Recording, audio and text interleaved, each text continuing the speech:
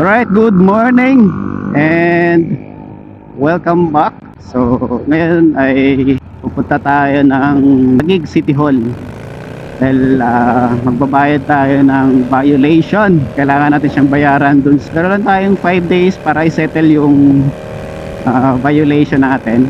So, habulin natin bago mag Christmas break. So, time check 11:29 AM. So meron lang tayong 7 minutes. Alright. So tara, samahan niyo muna ako guys. Let's go.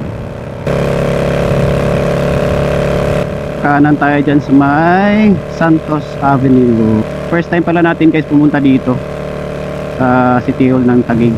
Ito. Morning po. Magbaba mo dito sir, yung babae na yan sir, babae. Pakanan ka, dulo. Alright, salamat. Kanan ka. Thank you po. Ayun guys, so nandito na tayo sa tubusan ng lisensya. Ayun guys, so nandito tayo sa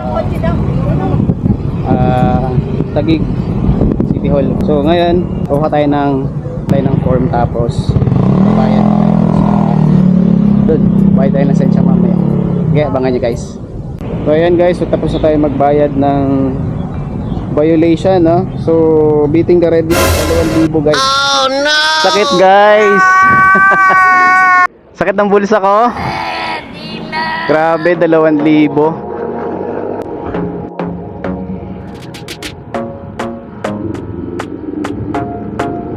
Dito tayo guys sa Service Road.